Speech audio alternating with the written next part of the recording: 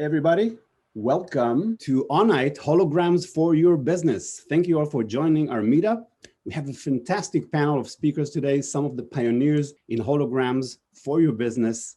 Holograms are starting to pop up everywhere, but what's the most convenient way to review 3D content and collaborate on it?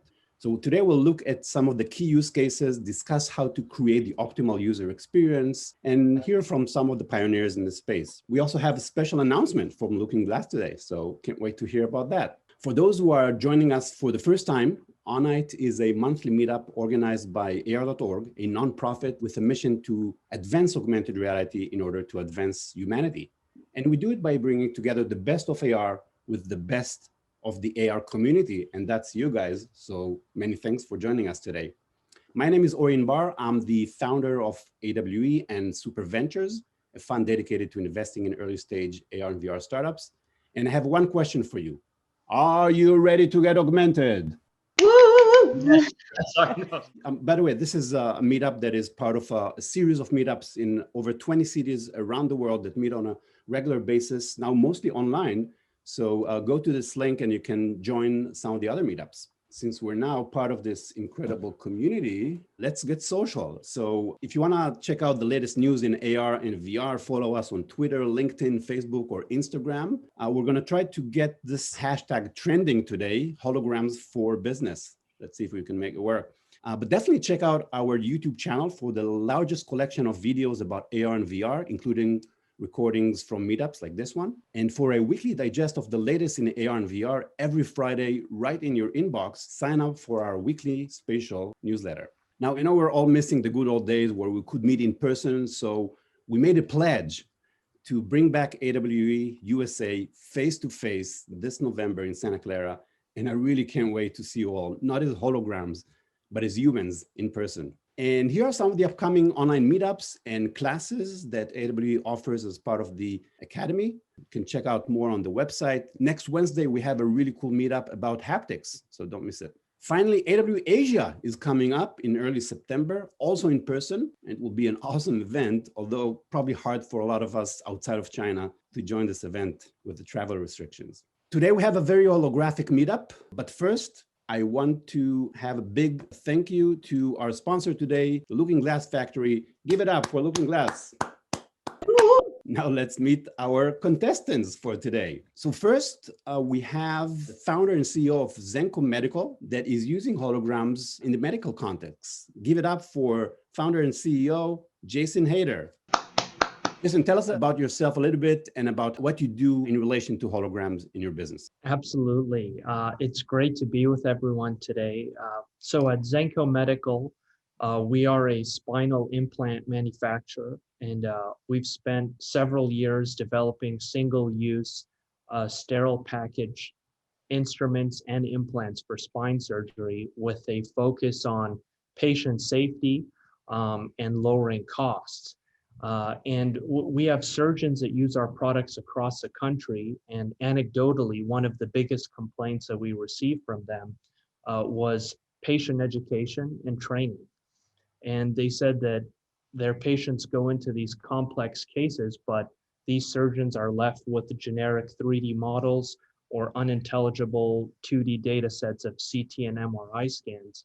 And we chose to develop a software that could create a volumetric reconstruction of the anatomy, but more importantly, use a looking glass display to make it hyper-realistic, make the simulation as engaging as possible and as educational as possible. So we love using the looking glass display, and we're using it to simulate surgery with all of our current implants with a focus on patient specificity. Fantastic. Thank you, Jason, for joining us. We'll hear more about your use case in just a bit. Next, we have the founder of XEO Design, 20 plus years working on user experience for spatial computing. Give it up for Nicole Lazaro. So yeah, well, good morning, good afternoon, and good evening. It's a global audience. Wonderful to be here. I'm Nicole Lazaro, as already said, and I'm president and founder of Zeo Design. So I've run Zeo Design for 28 years, actually, almost 3 decades. And I believe that emotionally rich interaction, that's what creates engagement, improves quality of life, and drives KPIs. So I work on new technology, new user experiences for emerging markets and emerging, emerging tech. Folks like Citibank, IBM, Facebook, and others. And among other things, I designed the first iPhone game and was the first to measure emotion on people's faces to gauge their responses. So I call it the 4 keys to fun, and it's baked into the AI for the game The Sims. It inspired IBM Watson's sentiment and emotion analytics and laid the foundation for gamification. So I consult with Fortune 100 companies on creating new experiences that you can walk through. So I've got a couple of examples that we have queued up, but it's all about how can we create interactions. So for example, like Mariason's. I've been working for several years with them about creating holograms that you can touch with surface textures and directional force and things like that. So awesome. Thank you. It's great to be here. Can't wait to hear your tips on user experience for holograms. Next, we have the co-founder or RTFKT Studios. Give it up for Chris Lee. Chris? Hey guys, what's up world? So real quick, everybody always makes this mistake. Every time I tell them how it's really pronounced, it blows their mind. It's actually Artifact, but we're cool with everybody calling it RTFKT. But yeah, it's our Artifact. I have no idea why when we created the name, we just decided to use those 5 letters. We just thought it looked cool and edgy. So yep, just heads up. But yeah, but thank you for having me, Ori, and hello everybody. This is tell awesome. us about what you do and how it relates to holograms. So Artifact is right now the #1 streetwear luxury label in an NFT space. And what we do is we create digital collectibles that enable people to redeem or forge them for the physical, because we believe that AR, VR, this whole space is still fairly new, and we want to be the bridge, the gap for the mainstream audience to slowly come into this world. And everybody's used to physical still, so we basically use physicals to allow them to have a tangible aspect on our digital collectibles. So that's why we love holograms, because holograms is I feel like is the bridge between NFTs and the physical world. Awesome. So, yes, we'll definitely talk more about NFTs today. All right. Finally, we're really excited to have the CEO and founder of Looking Glass, our sponsor today, which again may have some new announcements for us today. Give it up for Sean Frayne. Sean. Hey everybody. Yes, hint, some new announcements to share with everyone today. Calling you here from Greenpoint, Brooklyn, where our headquarters are at. Back in the office now, which is a good feeling. And gonna be going through some of what we do at Looking Glass in a few slides. High level, we make the world's only group viewable holographic light field displays, meaning that our systems, our interfaces allow 1, 2, 3, a dozen people, however many you can get around this field of light to experience 3-dimensional content without having to put on a headset. And we think that this is a critical third pillar in combination with AR and VR to what will define spatial computing in the next step that we're all heading towards. So excited to chat with you all today. Shall we play your video? Please, yeah. So here is something that we're just announcing, our newest full lineup of the 2nd generation Looking Glass family, including a 7.9-inch portrait system and now a new 4K and 8K Looking Glass.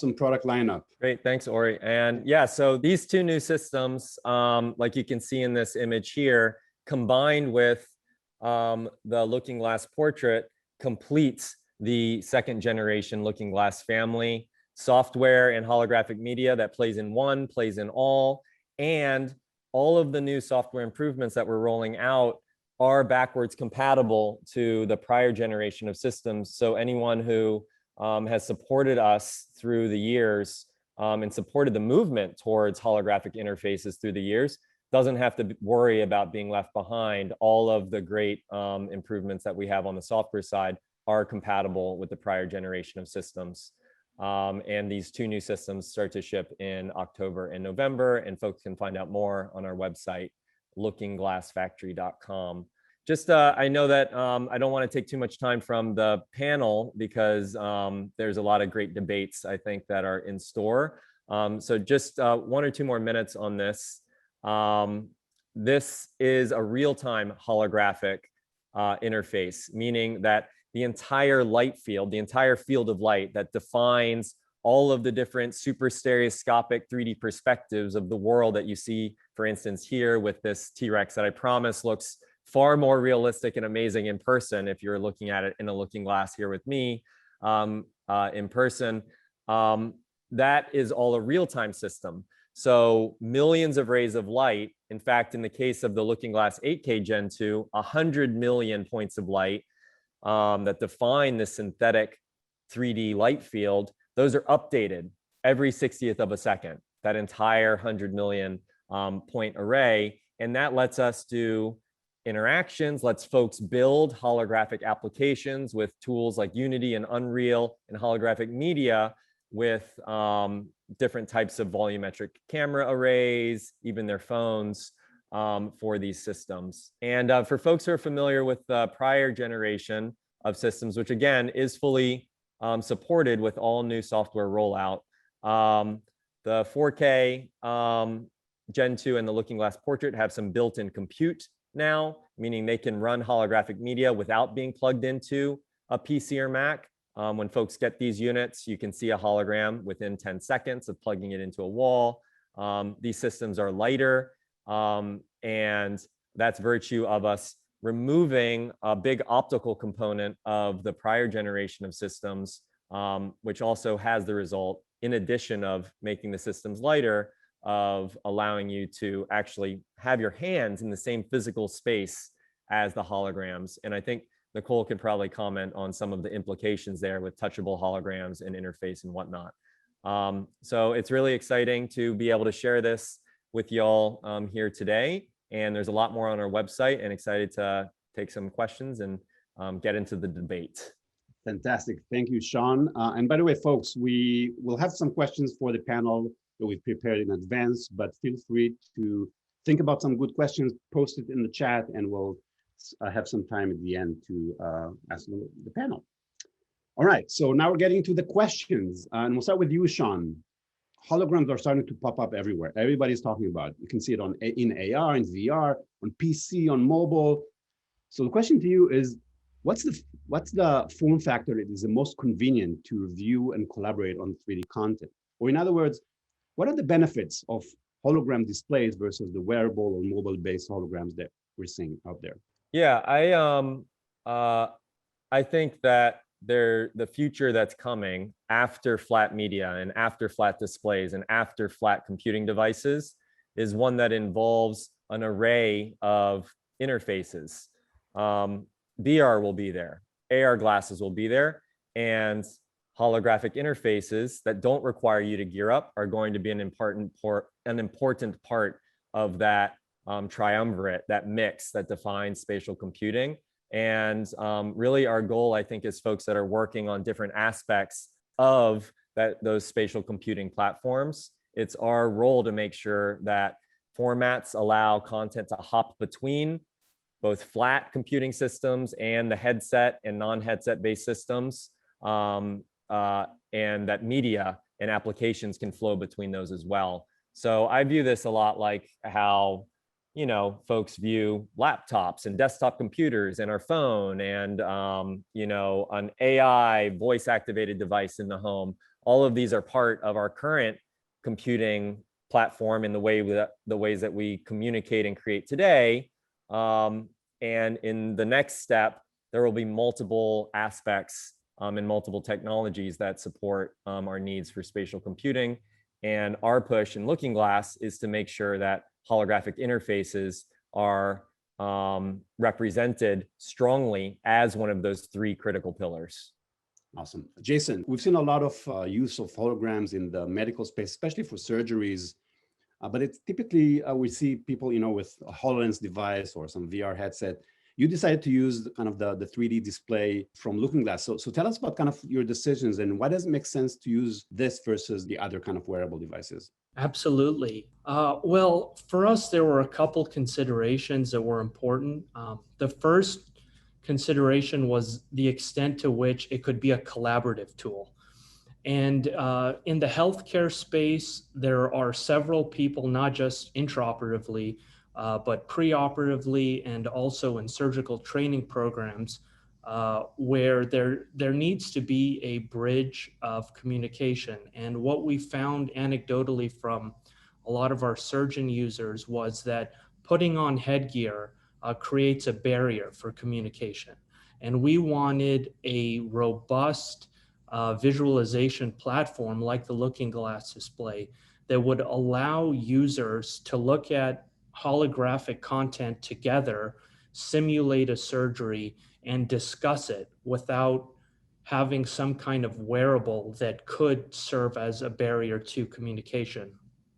And then second, an important consideration for us was cyber sickness. And I'm sure that's a term a lot of the viewers here are familiar with. It's a term that's being used more and more in the literature. And just from a healthcare perspective, surgeons don't have the luxury of any kind of cyber sickness. And there was a great paper that just got published last month in the journal Nature that addresses the challenges with cyber sickness in VR and AR headsets, specifically around medical education. And in that study, they actually note that about 22 to 80% of users of VR and AR headsets experience some form of cyber sickness. And cyber sickness is a spectrum. It can be very mild. It can just be some kind of general discomfort, or it can be a headache or disorientation. But the point is that in the healthcare space, there isn't, you don't have the luxury of any kind of cyber sickness. So we wanted a really seamless visualization platform that was hyper realistic, that was also very collaborative. And that's why the Looking Glass display was the perfect platform for us to build our software around. Thank you, Jason. So there's a collection of ways to see holograms, and different devices, different form factors work better for different needs. And we see definitely a clear need for a 3D display, group view. How do you say, Sean? Group viewable? Group viewable, yeah. Yeah, I love that. That's a great way to kind of distinguish it from other types of ways to see it. All right, we're switching to NFTs. I can't believe 20 minutes passed and we haven't talked about NFTs yet. Artifact made history this February, selling 3.1 million worth of NFT sneakers in just 7 minutes. So Chris, this is kind of a big question for you. How are you using hologram devices to grow your NFT business?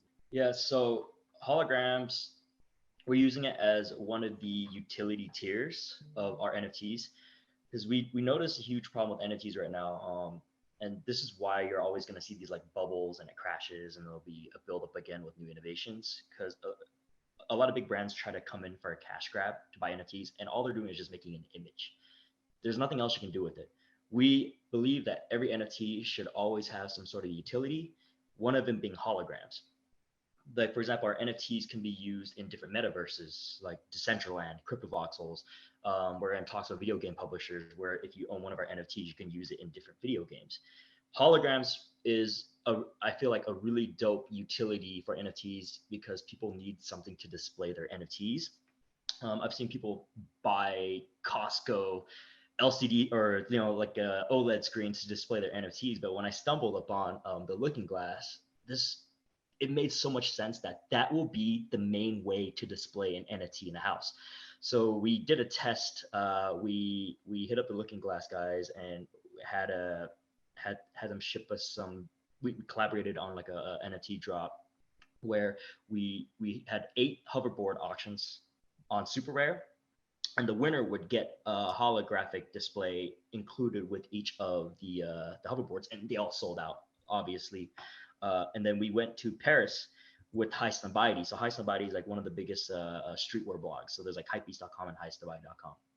They did an activation right across from the Louvre, and we installed the 8K Looking Glass screen in there and displayed the hoverboards. And people were just blown away by it. But and they're starting to realize like this is the way to display NFTs. It is the best way. Like why we like NFTs are the MP3s to music, right? And NFTs is the new the MP3 to visual graphics, objects, 3D. And we need like why are we using old flat screens of the past?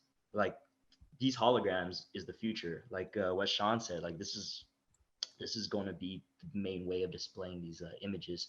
So yeah, we're including holograms with a lot of our drops especially on our 101s, but down the road, we would want everybody to have all the holograms, the displays to display all their NFTs through using like an app. We'll provide with people where they can manage their NFTs and they can send it to the Looking Glass, or they can send it to different metaverses. Cool. So you envision that, people that invest a lot in NFTs would want to have a frame on the desk that actually showcases what they purchased, because otherwise there's no real way to see that, right? Exactly. Yes. Awesome. All right, folks. So, we've talked so far about medical holograms, NFTs. So I want to talk about some of the other use cases that the panel is seeing in the market currently for holographic tech, especially in the business context. So let's start with Nicole, which has kind of looked at many different types of use cases. Nicole, take it away. So one of the things we do at Zeo is we look at new and future trends. So this is the 4 keys to fun. Unfortunately, none of the text is showing because it was against white.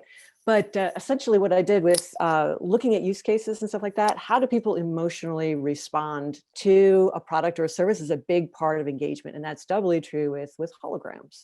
First of all, we've got the curiosity that pulls us in. It's like, oh, wow, this is cool. It's 3D. It moves when I move it, or whatever. And that's what we call easy fun. But then your holographic system for business has to deliver what we call hard fun. We have to actually deliver some value and benefit from actually being able to work and achieve a goal. Hard fun emotions are all about achieving goals. I will put a couple links in the chat if you want to find out more. Here, so I thought this was a really great illustration of 3D, the use of depth. Like, what does it feel like to be able to move through, a CAT scan, or in this case, be able to show from different directions, like how can I get uniform application of a medicine? Next slide. So it's holograms creating 3D relationships more clearly. Holograms can also, in your world, create more understanding because it can represent data in a new and, not just a new way, but in a spatial way. Because, there's the neat thing about spatial computing is we use space, and to be able to walk through and embody the data, be able to like be the molecule, a lot of engineers who design chemicals, actually embody the molecules they're designing. Next slide, please. And then another use case is photogrammetry. So this is from our game, Follow the White Rabbit. And here's a 3D scan we made of a product. So if this were on Etsy, for example, if I was in retail, you could actually go in and see the details in a 3-dimensional fashion. So holograms are really great for doing that. And they're also great, for, entertainment type of applications too, where you can actually play with the user. So that's the real next to the scan. Next slide, please. And then you can also do real estate. So this is some stuff that we worked on here, but imagine that you don't have to hold a flat screen. So a lot of these AR, examples, you have to hold a flat screen. Imagine that it was just there. And here we could test different build outs in a raw space. This is a skyscraper in San Francisco. You can actually redecorate there, but not just having to hold up a display, but it was actually there. Or you take like a looking glass, not a tablet, and then you could actually like look around the room. That would be amazing, be able to move around. Next slide. And then click again, please. So we get all three moving. So this is like, you can also, this is preservation work we've done with the Oakland Heritage Association at this is the old CCA campus. And so you can actually imagine, projecting stuff in the world. So real estate, history can also come alive. And, again, remodeling can really be benefit from holographic ideas. Next slide, please. And then whole new product categories can be holographic. So this is an example of a bangle that has a curved, OLED display that's interactive. But imagine this as a hologram. We're going to get new wearable techniques and new wearable content that will happen with different form factors. So if we had a, once Looking Glass, maybe presents us with, like a foldable wearable one in this kind of way, I think that's going to be really amazing for fashion. And then, of course, NFTs. This is on the Nreal. This is Helen Papagas. She sold this as an NFT. And so we're going to have, the ability to create new types of transactions, that Chris was just talking about. So these are some new ideas. I wanted to show some examples to get the idea. The things that are really going to pop with use cases is that ability to move through that data, move through that visualization is a really important part of the use cases, new use cases. So for manufacturing, medical, and in fashion and that sort of thing too. Awesome, thank you. Let's hear some more from Sean about some of the use cases you're seeing from your customers that are buying the Looking Glass. What are they using it for, especially in the context of the business? Yeah, I mean, we have a great group of panelists that are Looking Glass users here. So a lot has already been covered in terms of display of 3D digital art in the real world, literally pulling it into the real world, like with the NFT drops, and in the medical context for training and simulation, as Jason is mentioning. And, with the example with Holoxica, who's one of our partners in the UK, that Nicole, you were mentioning, they're big Looking Glass users as well.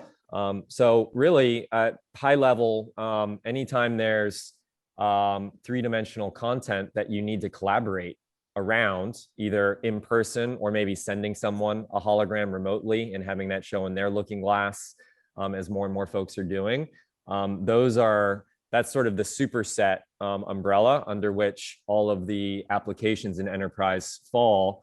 To dive more into that, it's a lot in drug discovery, in medical visualization, in display of 3D creations that you might have made on certain art platforms and that you want to sell as a 3D artist. And then anything you could make in Unity or Unreal or tools like Blender, we have really deep support in our platform for those tools as well. So it's across the gamut. The trend line that we're seeing is folks wanting to share holograms between Looking Glasses more and more and more. And so we're excited to get more systems out there in the world so folks can do that. Awesome. Now, Jason, you showed kind of, you explained one use case that you're using for the spinal surgery. But you always kind of talk about some other use cases that you're thinking about. So what are some of the other use cases, whether it's in medical or beyond? Absolutely. Well, for us as a spine implant company, our use case was in simulating spine surgery, allowing surgeons to bring in implants that are reflective of our current portfolio, but having used a Looking Glass and having gotten feedback from our surgeons, I think that there could be a lot of great uses in other specialties within healthcare, specifically in the cardiac space. So one that comes to mind is transcatheter mitral valve replacement. When physicians are choosing which kind of prosthetic valve to use, there are a lot of similar considerations that go into choosing the proper sized implant for spine surgery. And I think using a Looking Glass display, building a robust software platform that would allow a physician to choose the correct prosthetic valve and also simulate that kind of a procedure could greatly benefit companies in the cardiac space as well. So there are definitely a lot of applications I see in other specialties within the healthcare realm. Fantastic. Let's talk a little bit about user experience. Question here is, mostly to our resident UX expert, Nicole, kind of drawing on your experience in designing this kind of experiences. So what are some of your tips for creating good user experiences for holographic devices? It's an amazing time. Like we said at the beginning, I've been fortunate to work with Moriasons that creates this haptic technology that has surface textures and directional force. So it's not a force feedback glove. It's a different type of tech. And once you get your hand inside the hologram, you don't want to go back. So imagine a Princess Leia hologram that you can touch. There are lots of solutions like the massless pen, which is a stylus that you could go into that surface or that illusion. You have Ultraleap, which is more of a sound kind of an ultrasound type of thing, and you of course have force feedback gloves like Haptics. But with Moriasons, it's detailed enough to actually capture, if you will, the PBR of haptics for people familiar with ray tracing. And if you look at, we see Windows 11, for example, it's a whole new operating system that's going to be required. So we see with Windows 11 that they've discovered rounded corners, with the new Windows. But holograms just don't do WIMP, window, I-beam, mouse, and pointer. They're not WIMP interfaces. Holograms don't do that. It's not you don't want flat UI painted to the glass.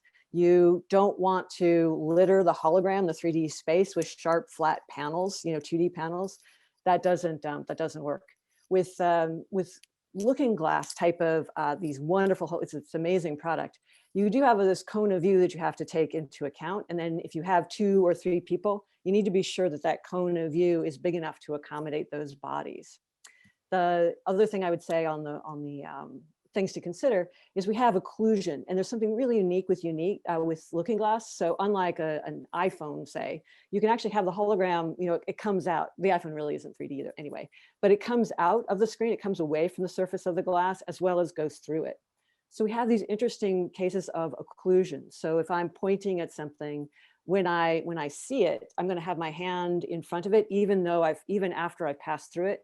And then likewise on the other side, you're going to have some your UI elements, especially like a hand.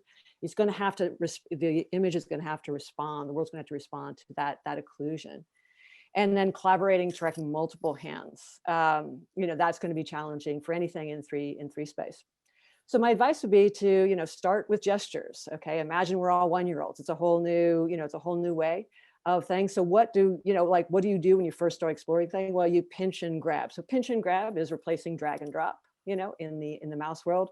You need gestures for rotation and for scaling.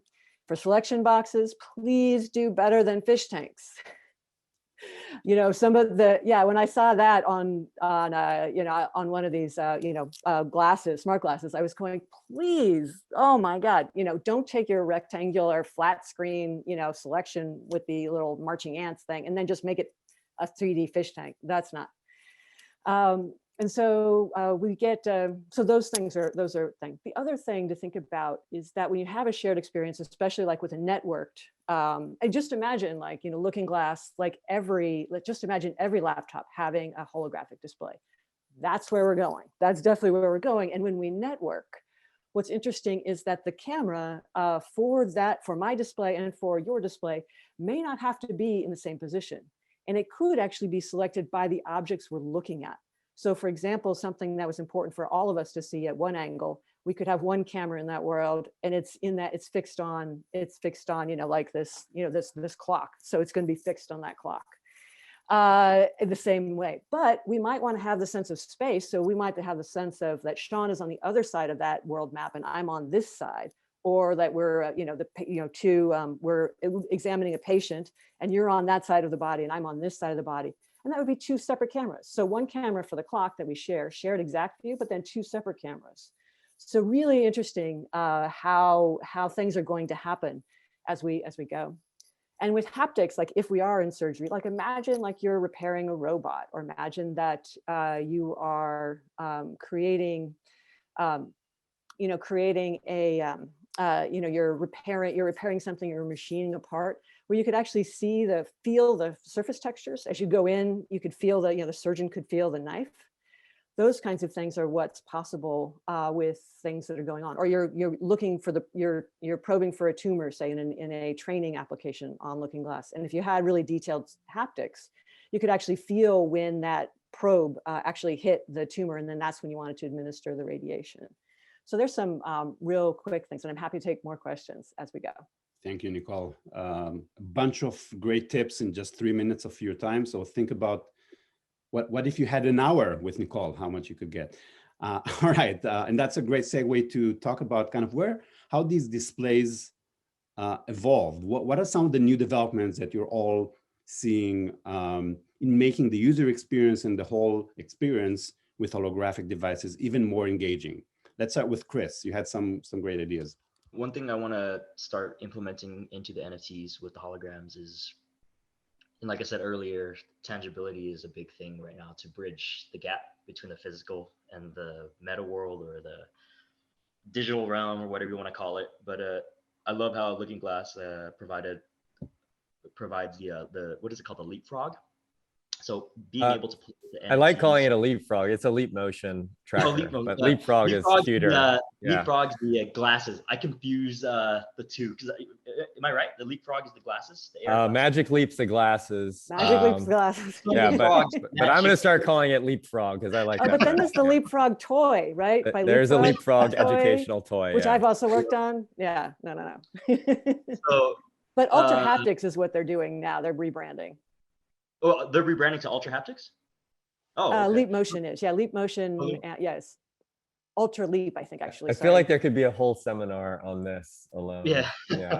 So being able to hold your NFTs is going to be a huge thing, because I feel like once, I forgot what company was doing this, but they were making a haptic system where they pinpointed sound waves or something in 3D space. And combining that with the Looking Glass would be the sickest thing ever. And that way people can, feel, touch the hologram. I even want people to smell the holograms down the road and taste it. Because imagine like chefs make their own NFT food, and that way they can just send out the food to everybody's Looking Glass, and they can actually just lick and taste what the sushi roll looks like or something. There's a lot of this stuff. I can go 1,000 years ahead of time. That's the issue I have at Artifact, is I actually try to think too far ahead, and then my co-founders have to pull me back, like, yo, too far. But with the leapfrog, no, what is it called again? The leap motion, right? Okay. But yeah, with the leap motion, I think it's really cool. We're starting to implement that into our future NFT drops. We want everybody to hold their NFTs, and it's for content purposes, because we notice a lot of people like to flex their NFTs, right? This is why we provide physicals. Like, for example, our last drop, the Ferocious drop, people forged them for the physicals. They recently received their packages. They're going online, taking pictures with the shoes, showing it off. It's flex culture online, right? And being able to make content with the hologram where you can make it look like, I want people to pretty much hold their hand in front of the hologram with the object in their hand and play with it and rotate it. It makes great content for social media. Because when we started Artifact, we were content based first. We were always doing these VFX videos where I would combine CG with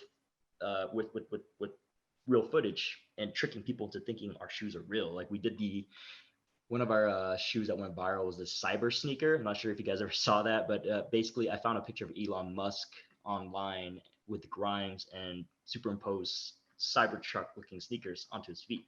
Went insanely viral. You can put the sound off. Hoverboard here. Yeah. Can you put the sound off? You could play it without the sound, so it's not noisy. Yeah, anyways, so yeah, we did this Elon Musk thing, went super viral. A lot of his fans thought it was real. Even got featured on Unbox Therapy, that big YouTuber. But we noticed every time we uploaded one of these videos, they would go insanely viral, and people would repost it. It would go viral. So there's this culture of people wanting to just show things online. So this is where the Looking Glass makes so much sense, and especially if you can start combining haptics with it, so people can make content. And that's our next focus, is how to get people to make content with the Looking Glass with their NFTs combined. Thank you, Chris. Can't wait to see what else you do with holograms and NFTs. Sean, what about you? What are some of the plans for you guys? How do you see those displays evolving in the next few years? I mean, I think the way of spatial computing and holographic interfaces, like what we make being a part of that, is going to evolve in a similar way to the desktop computing interfaces of the 70s and 80s, in that in the beginning, you would use it, on your own or with a small group of folks around you. But when that's tied together to a global communication system, and the systems can be networked, as Nicole was mentioning as well, then you open up a lot of additional possibilities. So we think that that's where these things are going. And it's not only for holographic communication, although that's an aspect of it, like live video calls, but it's also going to be a scenario where what I look at in my looking glass, all of you all in a not so distant version of AWE Nite, you'll be able to see that hoverboard in your looking glasses. And as I manipulate it in my system, in my looking glass, you'll see my hands and the manipulations happening in your looking glasses, sitting on your desk. And perhaps there'll be haptics added onto those systems, so we'd all be able to actually experience and hold what that physical, what that imagined hoverboard could be like, but in this case made by light and a combination of some other tools. So I think it's TLDR on that is we're heading towards a world in which these holographic endpoints are networked to one another, and we will be able to do a lot together once that step happens. It sounds like it's the similar killer app or killer use cases that we have for all spatial computing, which is collaboration. It's all about collaboration, getting us to feel like we were in the same room collaborating on the same product. So thank you for that, Sean. We're kind of running out of time, so I want to start taking some questions from the audience. But first, kind of last few words from each one of the panelists, especially kind of about the question, when should businesses use a looking glass type holographic device versus wearable devices? So let's start with Jason. Great, yes. Well, I think that not only in the user experience, but the growing body of literature around light field displays, the time is now. I think that speaking from the healthcare space, the surgeons who've experienced our application with the looking glass display have all remarked that this makes their job easier, not just in surgical training programs, but also in patient education. So that was a great positive reinforcement. But also on the manufacturing side, as a spinal implant manufacturer, we've also played with the looking glass to look at some of our prototype models before actually 3D printing them and then manufacturing them. And so I can also say a different business use application could be in manufacturing, in prototyping, without actually having to 3D print something, especially for larger models. So I think the collaboration that's been mentioned throughout this panel is one of the most important reasons why I would say bringing a looking glass display into your business would serve you not just in your customer facing activities, but also in your product development activities. And I think that it's a very compelling product. Thank you, Jason. So Chris, in a few words, kind of your recommendation for the audience, for people, what to do with holographic devices. Get one and start developing on it, because the whole movement can't move forward unless everybody starts to play with these things. I'm trying to get all my friends to grab one so we could all start, experimenting with it.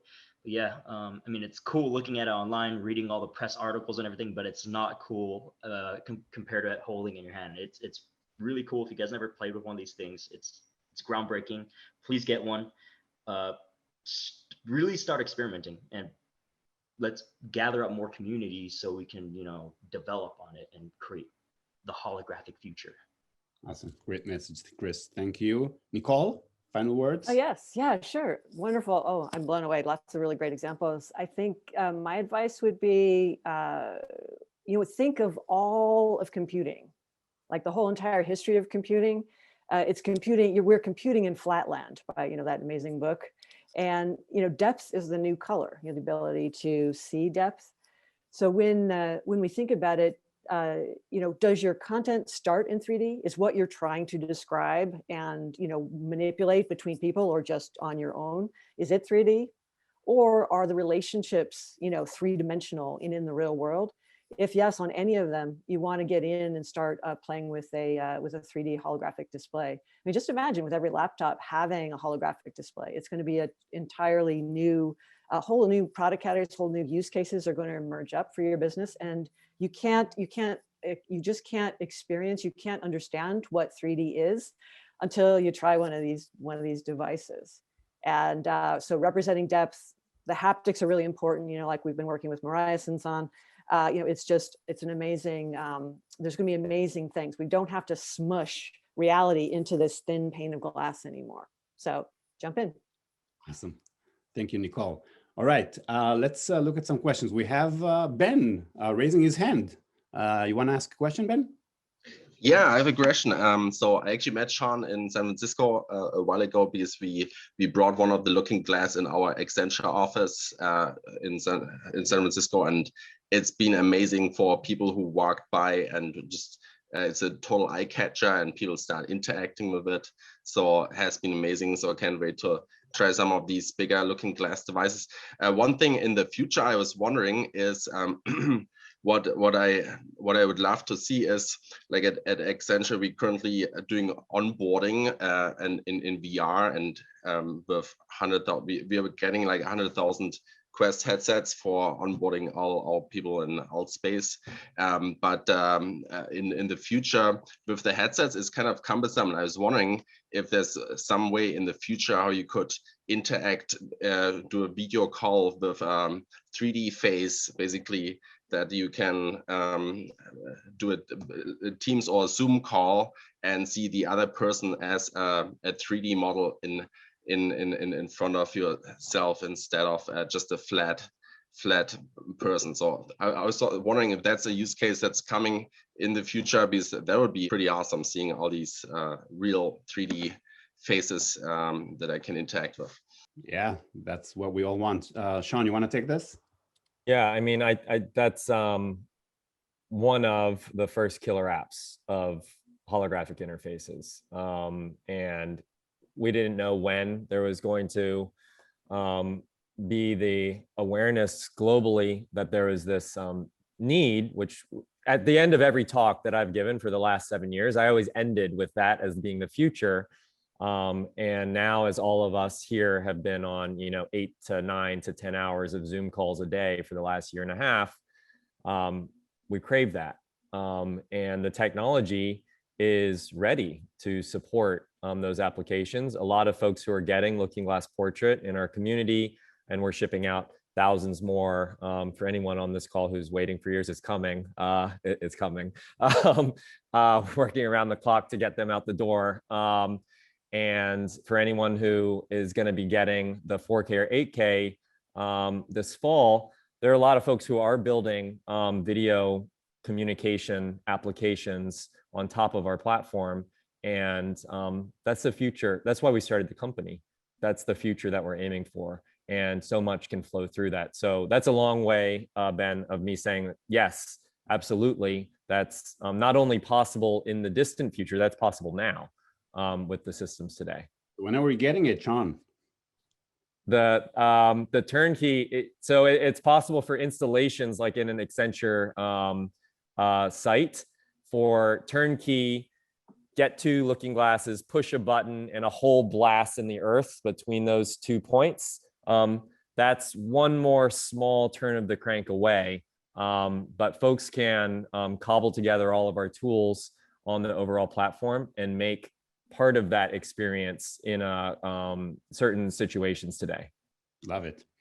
All right, we have a question from Andreas on chat.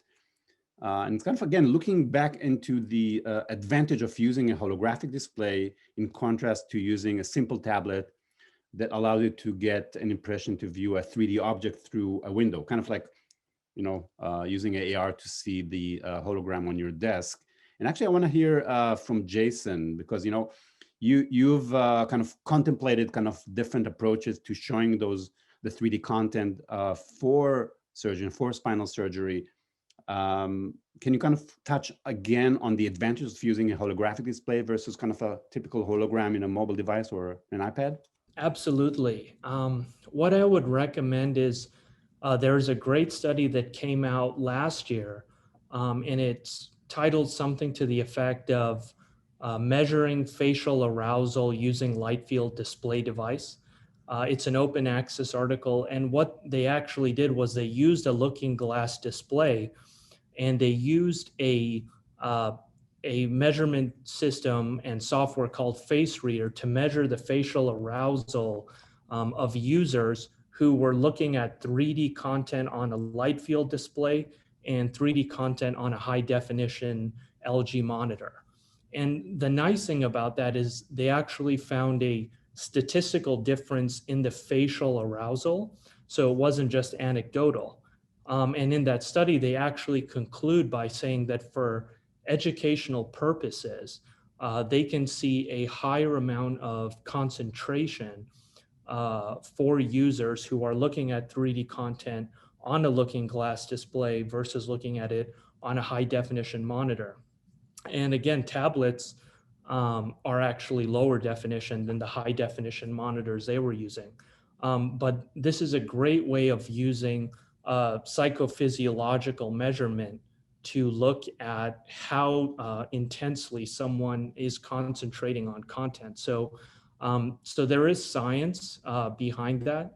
And then anecdotally, I would say that we did have a lot of our surgeon users, both on the East Coast and the West Coast, look at various viewing media, and looking at content on a 3D display was just not as compelling as a light field holographic monitor. And that's why we went with looking glass. And beyond that, that's why we were able to continue to build something like a simulator that was so immersive, specifically because of the realism that comes with a light field display.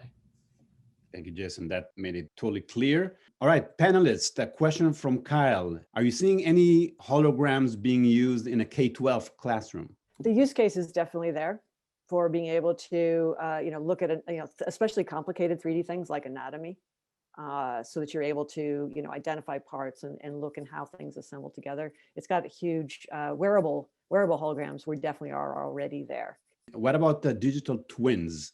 Question from Andre, if anyone on the panel has seen use cases with digital twins. That's a question for Chris Lee, because all of his NFT work are digital twins. Yeah, but I guess probably in the context of enterprises that are kind of looking at digital twins for, factories and machines and things like that. If definitely we see that, because if you a small holographic device. Yeah, so for in the enterprise and factories, the ability to go in and operate some of these complex machines is a lot easier with a holographic display, because you don't have to go to the actual site. You can just do it wherever your display is, and you can go in, you can assemble and disassemble things in enterprise. So it's definitely happening there too. Before we conclude, I want to thank our panelists once again. Give it up for Chris Lee from Artifact Studios, Nicole Lazaro from Shio Design, and Jason Hayder from Zenko Medical. And of course, many thanks for Sean Frayne and the Looking Glass Factory for sponsoring this talk and for creating this amazing device, actually a lineup of devices. So thank you all for joining us. I can't wait to see you next time. Thanks, everyone. Thanks, Ori. Thanks, everybody.